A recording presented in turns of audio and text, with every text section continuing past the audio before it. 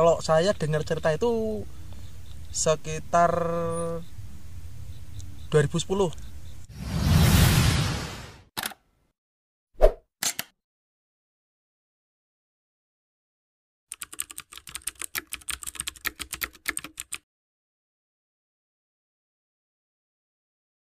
Salam lestari. Halo lor, kembali lagi di Dia Tomblok Channel. Masih bersama saya Dia. Dan ini sekarang saya lagi ada di Pertapan Wisnu, Puncak Wisnu ya ini ya, Gunung Muria. Jadi nemenin Mas Alek mendaki.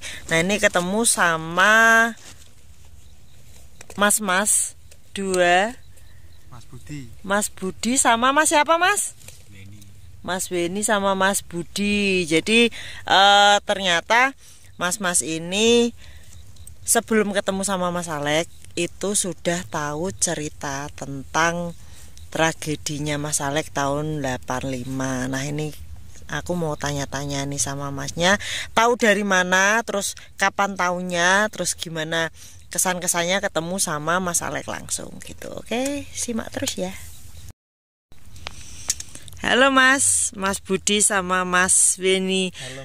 Kenalin dulu dong dari mana, terus ada acara apa sampai ke sini gitu. Ya. Perkenalkan, nama saya Budi, kebetulan dari Semarang.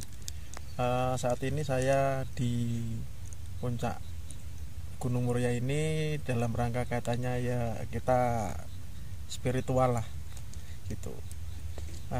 Ini mungkin teman saya Mas Weni. Sama, kita dari Demak, nemenin aja. Yang satu dari Semarang, yang satu dari Demak. Oke Mas, tahu cerita tragedi Gunung Slamet tahun 85 itu dari mana Mas? Kebetulan waktu itu saya dapat cerita dari salah satu teman ya, beliaunya ini pegawai di lingkungan pemerintah kota Semarang, namanya Pak Yosep. Waktu itu beliau dinas di Dinas Pemuda dan Olahraga, Dinas Sosial Pemuda Olahraga, sekarang Dinas Pemuda. Beliau dulu pernah cerita kaitannya dengan kejadian tragedi hilangnya pendaki di Gunung Slamet.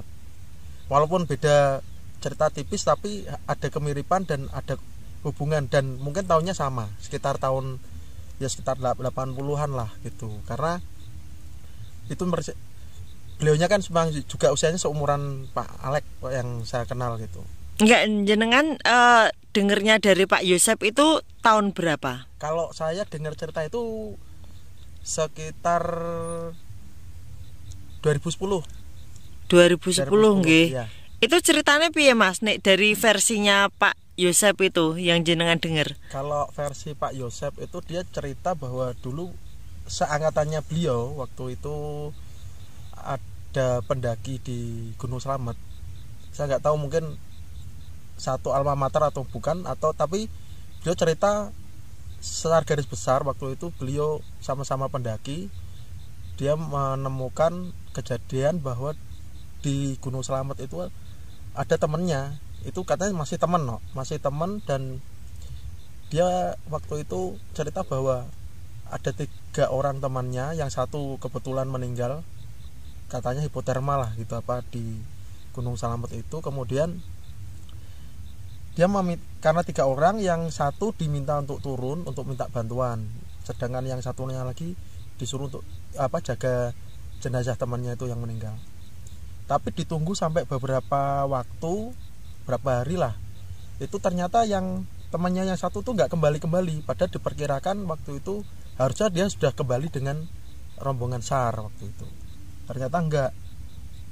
Setelah ini merasa temannya yang nunggu itu penasaran, lah dia akhirnya memutuskan untuk turun. Tapi sebelum turun, jenazah ini sudah diamankan waktu itu. Katanya ceritanya begitu, sudah diamankan, posisinya aman lah waktu itu. Kemudian turunlah. Nah begitu turun, ketemu dengan salah satu temannya tadi yang diminta untuk mencari bantuan tadi. Ternyata dia sudah kondisi linglung, sudah nggak ingat gitu. Sampailah akhirnya dia diajak turun, baru setelah itu kembali. Tapi setelah kembali jenazah temannya itu sudah tidak ada di tempat Ceritanya Hilang. gitu. Kalau Mas Weni denger ndak Mas cerita itu? Saya baru dengar hari ini. Oh, baru dengar hari ini. Iseng-iseng. Ketemu Pak Alek ini ya satu kebetulan karena ada. Cuman tadi kok bisa kebetulan banget ketemu Pak Alek yang sebagai pelakunya yang utamanya. Nggih. Ini termasuk ya suatu inilah.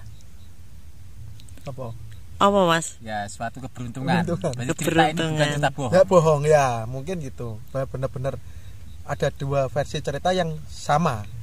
Jadi Walaupun beda tipis, tapi secara garis besar kalau saya narik dan tahunnya sepertinya sama, sekitar tahun 80-an lah versinya gitu.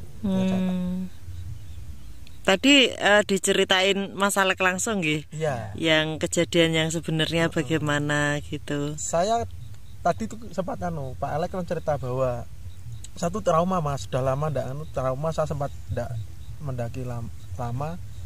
Trauma teman saya hilang di gunung. Hilang di Gunung Slamet Pak aku nu. Langsung nyambung. Iya loh.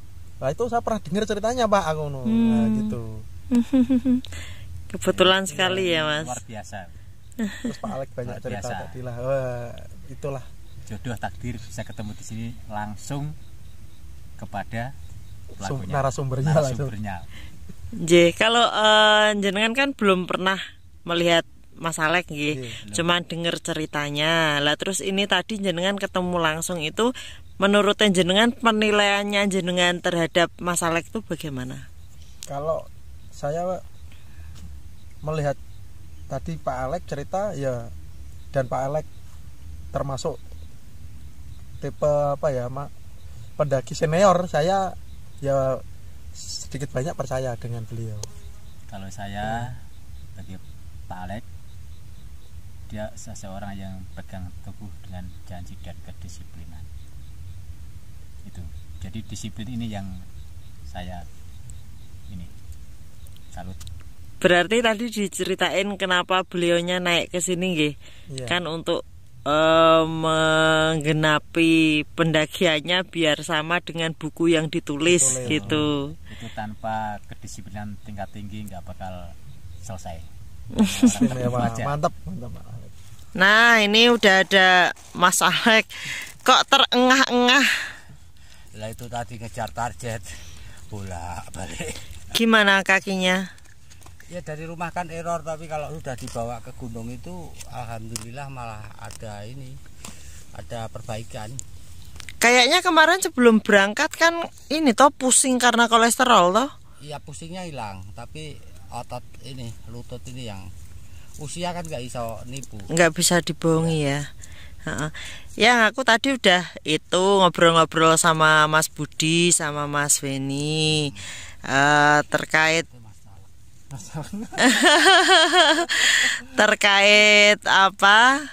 dengar cerita itu toh ya kan sudah di cross check sama jenengan. Kebetulan sekali itu langsung di cross check ya, beda-beda tipis lah gitu kan, karena memang jenengan pernah cerita kan beritanya itu kan simpang siur lah. Kenapa? Karena memang nggak boleh ngomong kan. Makanya kan kenapa kita bikin YouTube, kenapa kayak RJL5 terus YouTuber yang mau bikin konten tentang ceritain jenengan itu oke kan gitu, biar ceritanya itu tidak simpang siur gitu. Terus gimana kesannya? Tadi kan saya bertanya sama Mas Budi sama Mas Weni, kesannya ketemu jenengan itu bagaimana kan gitu. Lah jenengan ketemu sama orang yang pernah tahu ceritane jenengan sebelum 2010 loh. Kita belum bikin konten loh 2010 loh.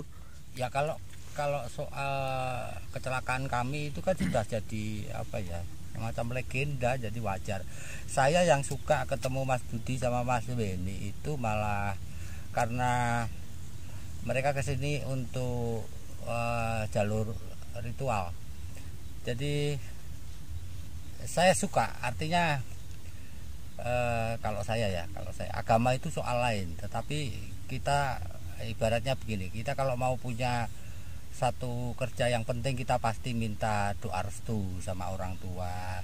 Nah kalau ke tempat-tempat yang alam begini kan sebenarnya kita ke Tuhan sama, tetapi sambil mengingat leluhur, sambil mengenangkan sejarah-sejarah mereka kan begitu. Nah ini masuk ke tradisi.